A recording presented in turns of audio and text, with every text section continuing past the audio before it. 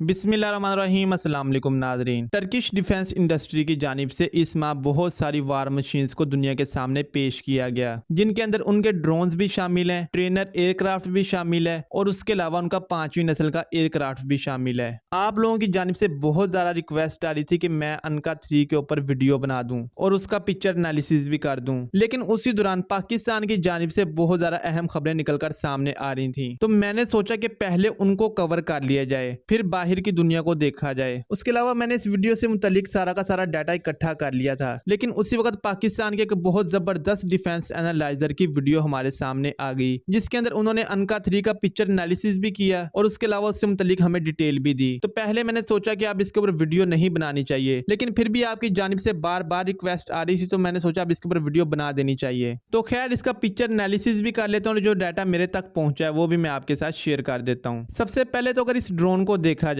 तो इसको बिल्कुल B2 बॉम्बर या B21 बॉम्बर जैसी शक्ल दी गई है। इसका डिजाइन टेललेस डिजाइन है, जिसकी वजह से बहुत ही ज्यादा स्टेल्थ होने वाला है। काफी सारे डिफेंस एनालाइजर्स का कहना यह है कि इसका जो साइज है वो एक लाइट वेट एयरक्राफ्ट जितना है, लेकिन मेरे नजदीक इसका साइज उससे अच्छा खासा बड़ा है, जो कि तस्वीर के अंदर भी नजर आ रहा है, क्योंकि इसका विंग स्पैन और इसकी हाइट बहुत ज्यादा नजर आ रही है हमें इस पिक्चर के अंदर। तो कहने का मतलब यह है कि ये ड्रोन साइज में अच्छा खासा बड़ा है। और इसके अलावा जो इस ड्रोन को डिजाइन किया गया है वो वक्त को मद्देनजर रखकर किया गया है। काफी सारे लोगों का कहना यह है कि तुर्की ने इस ड्रोन को बॉम्बिंग मिशंस के लिए बनाया है। इसका रोल डीप स्ट्राइक्स का है, लेकिन मैं आपको यह बात बता दूं कि ये एक मल्टी रोल ड्रोन है। तुर्की ने इसको इस तरह डिजाइन किया है कि इससे एयर टू एयर मिसाइल्स को भी फायर किया जा सकता है और एयर टू ग्राउंड वेपन्स को भी फायर किया जा सकता है, लेकिन ये ड्रोन बॉम्बिंग मिशन को ज्यादा अच्छी तरह परफॉर्म कर सकता है। वैसे तो ऑफिशियली इससे मुतालिक ज्यादा बातें नहीं बताएगी, ना ही हमें इसकी रेंज का बताया गया, ना सर्विस सीलिंग का बताया गया और ना ही इसके इंजन के बारे में डिटेल दी गई है। लेकिन फिर भी सोर्सेज के मुताबिक इस ड्रोन की जो रेंज होने वाली है वो कम से कम 2000 किलोमीटर से 2500 किलोमीटर होने वाली है। और इसके अलावा इसकी सर्विस सीलिंग 50,000 फीट से 70,000 फीट के दरमियान में होने वाली है। ये अच्छी खासी ऊंचाई के ऊपर परवाज कर सकता है। और तुर्की जो इसके अंदर इंजन इस्तेमाल करने वाला है वो अमेरिकन F110 का मॉडिफाइड वर्जन होने वाला है, जिसको तुर्की ने इस ड्रोन के लिए मॉडिफाई किया है। और इसके अलावा यही इंजन तुर्की अपने किजी लिल्मा ड्रोन के अंदर भी इस्तेमाल करने वाला है। मतलब इन दोनों ड्रोन्स के अंदर एक ही इंजन इस्तेमाल होने वाला है। और काफी सारे सोर्सेज के मुताबिक इस ड्रोन की स्पीड 1.2 मैक होने वाली है, लेकिन ये ऑफिशियल डाटा नहीं है, ये मैं आपको पहले बता रहा हूँ। ये इंफॉर्मेशन गलत भी हो सकती है। इसके अलावा जो इस ड्रोन के अंदर रडार इस्तेमाल किया जाएगा वो तुर्की अपने मुल्क के अंदर ही बना रहा है और वो एक ईसा रडार होने वाला है। उसकी रेंज भी तकरीबन 100 किलोमीटर होने वाली है। और इस ड्रोन के ऊपर या तुर्की ने जितने भी और ड्रोन्स बनाए हैं उनके ऊपर जितने भी वेपन्स लगाए जाएंगे, चाहे वो एयर टू ग्राउंड वेपन हो चाहे एयर टू एयर वेपन्स हो, वो तमाम के तमाम तुर्की अपने मुल्क के अंदर ही तैयार करने वाला है। अब आ जाते हैं इसकी पिक्चर की तरफ। इसकी पिक्चर के अंदर हमें कुछ ज्यादा देखने को नहीं मिला। जो मेन चीजें हमें देखने को मिली हैं वो मैं आपको बता देता हूँ। इस ड्रोन के जो फ्यूल टैंक्स होने वाले हैं वो इसके विंग्स के अंदर लगाए जाएंगे, क्योंकि आप अगर इनके विंग्स को गौर से देखें तो उनकी मोटाई अच्छी खासी है। तो जो इसके फ्यूल टैंक है उनको इसके विंग्स के अंदर रखा जाएगा। और अगर हम इसकी बॉडी के ऊपर गहराई से नजर डालें और इसकी नोज कोन को भी देखें तो यही बात निकलकर सामने आती है कि जो इसके अंदर रडार लगाया जाएगा वो एक रडार नहीं लगाया जाएगा, उसकी बजाय ज्यादा रडार्स लगाए जाएंगे जो कि छोटे साइज के होंगे, बिल्कुल उसी तरह जिस तरह Su-35 के अंदर रडार्स को इस्तेमाल किया जाता है उसके विंग्स के अंदर, उसके अलावा उसकी काफी सारी और जगहों के ऊपर। उसके अलावा जो हमें पिक्चर के अंदर वाजिया चीज नजर आ रही है वो उसकी एयर इनटेक नजर आ रही है, जिसको बिल्कुल लॉयल विंगमैन और रशियन ड्रोन को अपने सामने रखकर बनाया गया है। उनकी एयर इनटेक के अंदर और इसकी एयर इनटेक के अंदर कोई ज्यादा फर्क हमें देखने को नहीं मिला। और इसके अलावा जो हमें इसकी पिक्चर के अंदर वाजिया चीज नजर आ रही है वो इसके फ्रंट के ऊपर 2 एयर डक्ट्स हैं, जो कि इस ड्रोन के अंदर जो सेंसर्स लगाए जाएंगे या जो भी इक्विपमेंट इस्तेमाल किया जाएगा उनको ठंडा रखने के काम में आएगा। और उसके अलावा इसकी बैक साइड के ऊपर बिल्कुल इंजन के पास 2 इंजन बे नजर आ रहे हैं। और उसके अलावा इन दोनों इंजन बेस के दरमियान में भी हमें एक बड़ा इंजन बे नजर आ रहा है। अब ये इंजन बे है या कोई और चीज है, पिक्चर इतनी क्लियर नहीं है जिसको देखकर मैं बता सकूं। और उसके अलावा इसके ऊपर वाली साइड पे फ्यूजलाज वाली जगह पर एक ज्यादा डार्क पॉइंट नजर आ रहा है। इस जगह को देखकर मैं तो इतना ही कह सकता हूँ कि इसके अंदर अलग अलग तरह के सेंसर्स लगाए जाएंगे। वो सेंसर्स किस किस्म के होंगे अभी उसके बारे में कहना बहुत मुश्किल है, क्योंकि ये जो पिक्चर हमारे साथ शेयर की गई है इसके अंदर ना तो हमें इसके वेपन्स दिखाए गए हैं, ना ही इसके अंदर कोई ज्यादा सेंसर्स हमें नजर आए हैं। बस इसका मेन बॉडी स्ट्रक्चर हमें नजर आया है, या अगर कोई और चीज नजर आई है इस पिक्चर के अंदर वो इसके साथ लगे हुए फ्यूल टैंक्स हैं, जो कि दौरान परवाज इसकी रेंज को एक्सटेंड करने के काम आएंगे। और उसके अलावा 3 पिटेड ट्यूब्स नजर आई हैं। और इन ट्यूब्स का काम यह है कि जब आप इसकी टेस्टिंग कर रहे होते हैं तो ये सारा का सारा डाटा इकट्ठा करती हैं। आपने पुराने लड़ाका हथियारों के अंदर भी इस तरह की ट्यूब्स को देखा होगा जिनके अंदर रडार्स मौजूद नहीं होते थे। आम जुबान के अंदर हम उसको एंटीना कहते थे या रेडियो कम्युनिकेशन एंटीना कहते थे, जिसके जरिए पायलट अपने कम्युनिकेशन टावर के साथ राब्ते में रहता था। तो ये था एनालिसिस। इसकी पिक्चर के अंदर हमें ज्यादा कुछ देखने को नहीं मिला और जो डाटा मैंने आपके साथ शेयर किया है वो डाटा 100% ठीक नहीं हो सकता, लेकिन जो इसकी रेंज और बाकी चीजें मैंने आपको बताई हैं, जब ऑफिशियल डाटा निकलकर सामने आएगा वो इसके आसपास ये आपको देखने को मिलेगी। खैर ये थी आज की वीडियो पसंद आई तो वीडियो कर दें लाइक। मिलते हैं अगली वीडियो के अंदर, तब तक के लिए अल्लाह हाफिज।